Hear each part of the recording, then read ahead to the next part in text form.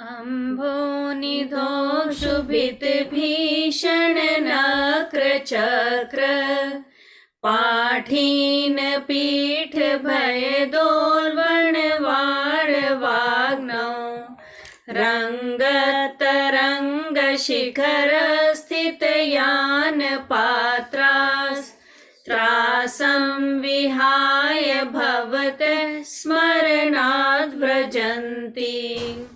रिद्धि मंत्र ओम ह्रीम अर्हम नमो अमीस सवेनम झ्रोम झ्रोम नमः स्वाहा। मंत्र जाप ओम नमो रावणाय विभीषणाय कुंभकर्णाय लंकाधिपताय महाबल प्रक्रमाय मन चिंतितम कार्य कुरु कुरु स्वाहा। इसकी एक्सप्लेनेशन थोड़ी लंबी, पर हम कहते कि हम भक्तामृत स्तोत्र में ये देख पा रहे हैं कि ऊपर ऊपर से तो बात चल रही है किसी बाहरी परिस्थिति की, लेकिन भीतर बात चल रही है तुम्हारी आत्मा की, तुम्हारे भव भ्रमण की। बहुत ही ब्यूटीफुल एक्सप्लेन किया है इसमें सारा। सो इस गाथा में भी ऊपर ऊपर से बात चल रही है जो समुद्र में तूफान चल रहा है उसकी, कि समुद्र में जब तूफान आता है तो बड़े बड़े मगरमच्छ जो वैसे नीचे रहते हैं समुद्र में, लेकिन उस समय तूफान के हलन चलन से वो भी लहरों से ऊपर आ जाते हैं। बड़े बड़े पाठीन पीठ भय दोलवण, यानी पाठीन पीठ यानी जिनकी पीठ बहुत बहुत लंबी है, लाइक वेल्स एंड शार्क्स की बात हो रही है। ऐसे वेल्स एंड शार्क्स जो पूरे के पूरे जहाज के जहाज निकल जाते हैं, ऐसे भी तूफान के कारण समुद्र में, तूफान के कारण आकुल व्याकुल होकर समुद्र में भगदड़ मचा देते हैं। वाड वागनाओ, समुद्र के अंदर भी आग लग जाती है। कितना अजीब लगता है सुनने में कि एक तरफ समुद्र एक तरफ पानी, मीनिंग पानी एंड आग। समुद्र के अंदर भी आग लग जाती है, उस आग से भी सारे ये जानवर त्राही त्राही हो जाते हैं और शिप्स भी अपना रास्ता भूल जाते हैं। लहरें भी पानी की इतनी ज्यादा ऊपर उछलती हैं कि वह लहरें कभी कभी पूरे के पूरे स्टीमर्स एंड जहाज को भी निगल जाती हैं। ऐसे में भी हे प्रभु, यदि कोई व्यक्ति आपका स्मरण करते हैं, स्मरणात् व्रजंती, आपका स्मरण करते हैं तो ऐसे तूफान से में से भी पार हो जाते हैं। सो ये तो था लिटरल मीनिंग श्लोक का, ये तो सब ऊपरी बात चल रही थी। लेकिन अध्यात्म क्या कहता है कि हे मनुष्य, तू भव समुद्र में फंसा पड़ा है। ऐसे लगेगा कि ये कौन से शिप्स क्रूजेस, जो भी ये बातें कर रहे हैं शिप्स की, क्रूजेस की, ओशन की, कि हमने कौन सा कोई क्रूज पे जाने का कोई प्रोग्राम बनाया है, लेकिन ये बातें हम सब पर लागू होती हैं। भव समुद्र में आप और हम भी सभी हैं। कैसे बड़े बड़े मगरमच्छ, कैसे बड़े बड़े कषाय, क्रोध, मान, माया, लोभ हावी हैं। कैसे पाठीन पीठ, बड़े बड़े वेल्स एंड शार्क्स, अज्ञानी रूपी थॉट्स एंड एक्ट्स हमारे पूरे जीवन को निगली जा रहे हैं। कैसे तुम देह नहीं हो, फिर भी स्वयं को देह मानने की जन्मों जन्मों से सतत भूल करते आ रहे हो। समुद्र में जैसे आग लगी है, ऐसे ही हमारे जीवन में भी अग्नि और पानी की तरह इतनी कंफ्यूजन है, इतनी कंफ्यूजन की कभी तो क्षण में हमें लगता है इतनी प्योरिटी, इतने शुभ भाव कि अपना जीवन भी दाव पर लगाता हूं, वहीं दूसरी ओर इतने अशुभ भावों से भरे हो कि दूसरे का जीवन छीन लेना चाहता हूं। कितनी कंफ्यूजन है कि पेंडुलम की तरह अपने थॉट्स, अपने भाव ऐसे बदलते रहते हैं कि विश्वास नहीं होता कि क्या ये मैं वही व्यक्ति हूं कि जिसके कल इतने शुभ भाव थे, आज सुबह इतने शुभ भाव थे, पर कि परमात्मा की उपासना के सिवा जीवन में कहीं कुछ सुख मिल ही नहीं सकता, और दूसरी तरफ शाम को वासनाओं के बिना सुख मिल ही नहीं सकता। इतनी ज्यादा कंफ्यूजन।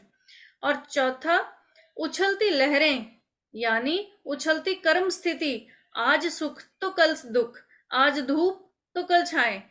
लेकिन ये सुख हो या दुख हो, धूप हो या छाए हो, तुम्हें यदि भव सागर का भय है ना, इसमें से निकलने की इच्छा है, तो एक नाम जरूर काम करता है, स्मरण, परमात्मा का स्मरण। स्मरणाद व्रजंती, वज्र यानी ठोस पत्थर की तरह जो काम करता है।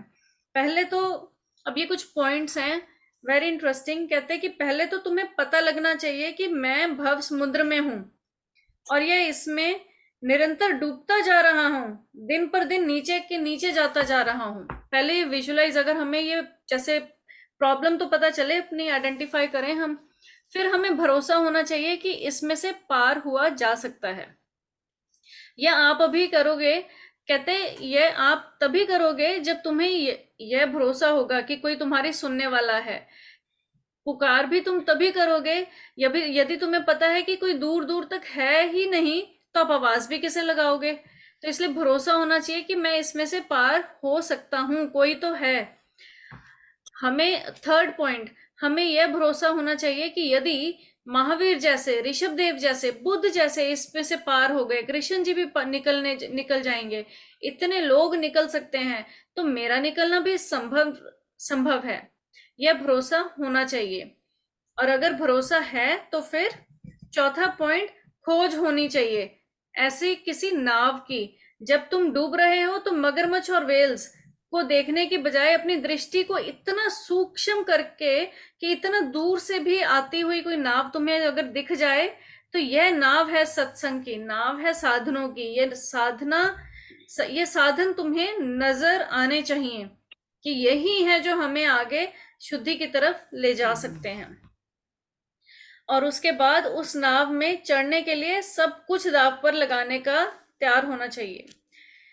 नाव तो कहते हैं लाइफ में बहुत आती हैं, कई गुरुओं के सहारा मिलता है, कई कई शास्त्रों का सहारा मिलता है जीवन में, वो एक नाव ही है हमारे लिए।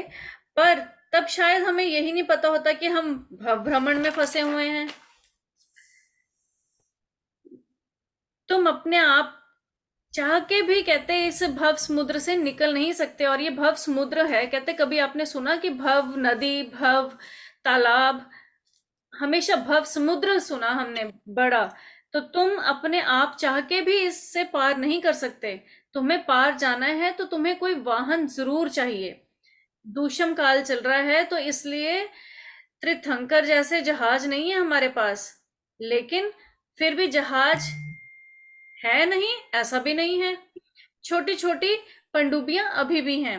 और पनडुब्बी इसलिए कह रहे हैं क्योंकि भीतर से बचाते बचाते निकल जाएगी वो आपको, ऊपर से नहीं दिखेगी दूसरों को। पनडुब्बियां ऊपर से नहीं दिखती तैरती हुई, सबमरीन्स नीचे से तुम्हें धकेलती धकेलती, और लोग देखते रह जाएंगे तुम्हें, और उड़ा के तुम्हें मोक्ष के दरवाजे की तरफ ले जाएगी। ऐसी पनडुब्बियां अभी भी हैं।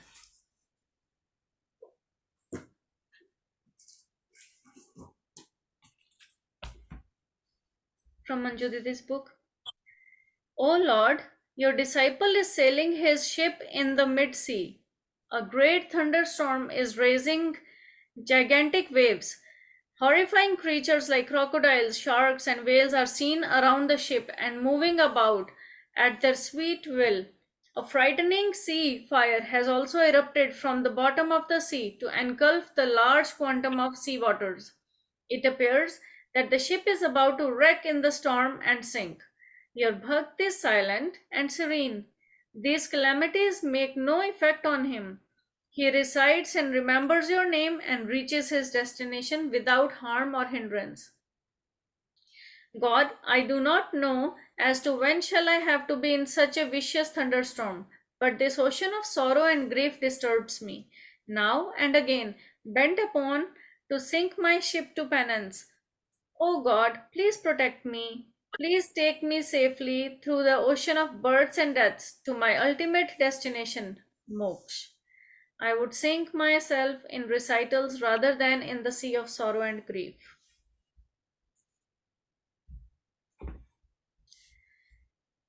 Purpose and benefit. This is a wonderful shlok which helps us to combat any type of storm. The storm may be physical, such as tsunami, landslides, etc., or may be mental, emotional, or circumstantial. There are times when one feels that his life is totally devastated. Nothing is going well. There are too many ups and downs.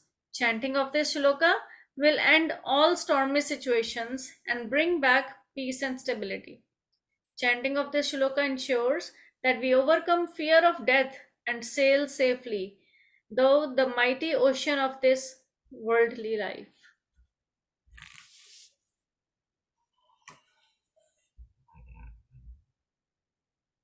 Over to you, Kashmira Didi. जय जिनेन्द्र सभी को।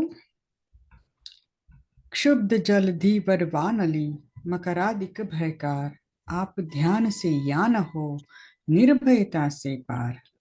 हे भगवान, आपके स्मरण मात्र से भक्तजन तूफान के समय भी भयावह समुद्र में निर्भयता पूर्वक यात्रा करते हैं। Question answer. इस काव्य में क्या वर्णन किया गया है? इस काव्य में तूफानी समुद्र में जहाज के फंस जाने का वर्णन किया है। इस काव्य में किस तरह के भय की बात कही गई है? तूफानी हवाओं से विक्षुब्ध समुद्र, जिसमें मछलियां और भय पैदा करने वाले मगरमच्छों के समूह उछाल मार रहे हैं तथा वडवानल भी सुलग रहा है, ऐसे महाभयंकर समुद्र की बात कही गई है इस काव्य में। ऐसे समुद्र में जहाज कहाँ पर स्थित है? ऐसे समुद्र में चंचल लहरों के अग्रभाग पर जहाज स्थित है। भयानक तूफान युक्त ऐसे समुद्र में भी निर्भीक होकर कौन यात्रा करता है? भगवान को याद करने वाले भक्त पुरुष ऐसी विषम स्थिति में भी निर्भीक होकर समुद्र यात्रा करते हैं। भगवान का स्मरण करने वाले पुरुष क्या बाहरी समुद्र को ही पार करते हैं? नहीं, बाहरी समुद्र को तो पार करते ही हैं, पर संसार रूपी समुद्र को भी पार कर जाते हैं। ये क्या बतला रहा है कि प्रभु की भक्ति, बस उसका आसरा लेने से ही अगर हम सच्चे मन से वो भक्ति को करते हैं तो हम भी संसार रूपी समुद्र को पार कर सकते हैं। संसार का समुद्र कैसा है? संसार का समुद्र महामोह रूपी विकराल मगरमच्छों से सहित है, जिसमें विषय कषायों की तूफानी हवाएं उसे क्षुब्ध कर रही है। क्रोधादि भावों का बरवाना निरंतर सुलग रहा है। ऐसे इस संसार समुद्र में संसारी प्राणी की जीवन नौका फंसी हुई है। इस संसार के समुद्र से पार होने का उपाय क्या है?